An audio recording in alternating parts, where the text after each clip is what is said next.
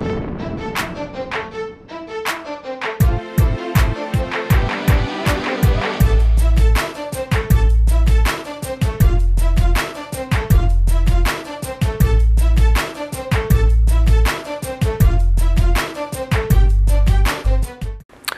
I'm Brian Cannone. Thank you for visiting fitnessatlantic.com.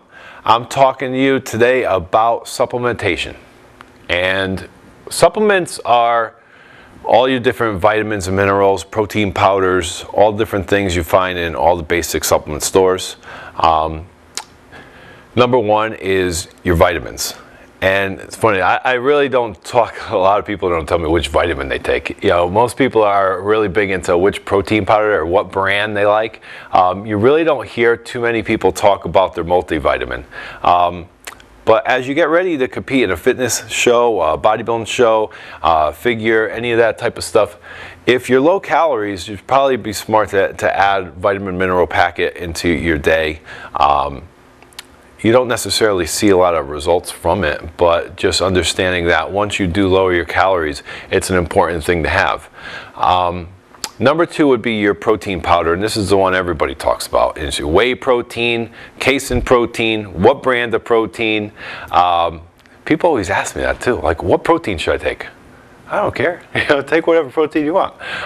There's different types. Your casein protein is like your milk and egg type of protein. It's slower digestion. A lot of people will take that type of protein at night. It is more inexpensive than whey protein isolate. Whey protein isolate costs more money. It's a better quality protein. It's a big difference in price, and more people will buy the cheaper protein that I've been talking to. But some people really like the whey protein isolate. It's mixes better too. It's very thin protein. It doesn't make as thick of a protein shake. But then again, when you start getting into protein, what do you mix it with? Are you mixing it with skim milk? A lot of people I know are mixing them with water, which is probably one of the best ways. Juice is a lot of added calories and probably unnecessary. But the other thing is there's meal replacement packets. I don't see them around as much, you know, but the meal replacement packets come in a box. You take it out and you tear it open, put that in your protein shaker, and it's a full meal replacement because it has carbohydrates, proteins, it's low fat, and then some of them have added fiber. There's some good ones, you know. I don't see them around as much. When I go in the supplement stores nowadays, I'm seeing tons and tons of protein powders, and as like the main thing to fill up these stores. The meal replacement packets were huge with the Myoplex and Metrex packets, probably the most successful ones. Also seen Muscle Milk has them also. A lot of different types, and they also put their protein bars. Some will say protein bar, some will say meal replacement bar. Again, the bars are usually higher in sugar. They're more convenient, you don't have to shake them up. Usually not the best choice when you're looking to really be very close to a show. There are some people that take a protein powder shake right up to a show. A lot of people do cut them out, like 6 weeks out to a show. We'll just eliminate them and do food instead, which I believe is much better because you burn more calories. Fat burners, I don't recommend fat burners. There have been some very popular fat burners over the years, like Twin Labs Ripped Fuel was a huge seller. Hydroxycut was a huge seller. I don't see them as much anymore, and I think people kind of get the gist that protein fat burners are usually just loaded with caffeine. A lot of them at a time were loaded with ephedra, which will speed up your heart rate. They do have a bad rap, and they probably should. You know, if you take a fat burner that speeds up your heart rate, yeah, you're going to burn more calories, but doesn't necessarily mean you burn more fat.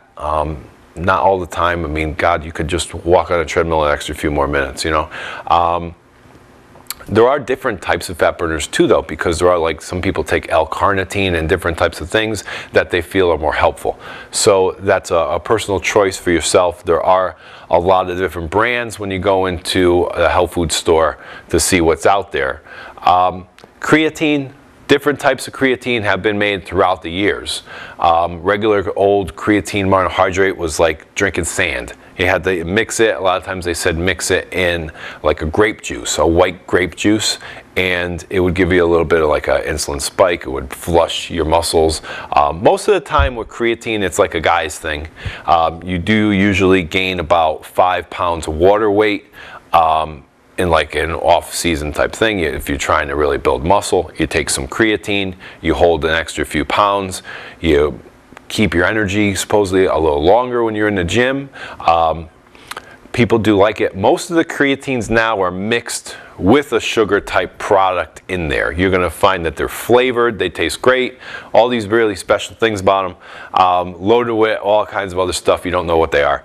And there's a lot of them though. There's a lot of different pre-workout types. That's what they're starting to call these things now. They're calling them pre-workouts, and then your after-workout type of things. So usually the basics of your, you know, something that's a after workout type thing, post workout they're going to call them. So it's pre-workout, post workout. Glutamine powder. Glutamine powder has been around forever. When it first came out, it was pretty expensive. You're supposed to take it in a little scooper, like 5 grams, put it under your tongue and let it sit there. It's like foamy. It's like, I don't know, pretty crazy. I never really took a lot of it. It is one of the mainstays of your supplements. You're going to find you have vitamins, proteins, meal replacements, fat burners, creatine, your glutamine.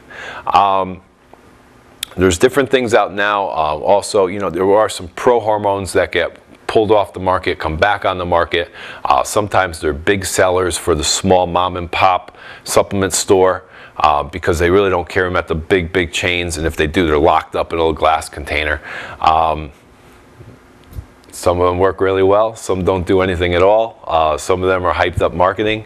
You don't know, but these are your mainstays. These are the things that have been around a while. You can buy the basic creatine, the basic glutamine, different things that are out there, and to understand them, to know how to use them, to know are they necessary, are they not necessary, do you really need to have them, is really a personal choice. Vitamins, I could definitely say. Protein powders, if you're in a rush, if you don't have meal with you. Bars, you know, I've gone skiing on a ski trip, put them in my ski jacket, Metrex bars. You take them with me because you're out all day long. Fat burners, not really necessary. Some people live and die by them. They believe in them. They really have a bad rep, though. I wouldn't recommend them. Your creatine and your glutamine, whether you want to buy the fancy stuff or you want to go a little bit cheaper, some people believe it all comes from the same place. Okay, so this is a little bit on supplementation, and thank you. And it's Brian from fitnessatlantic.com.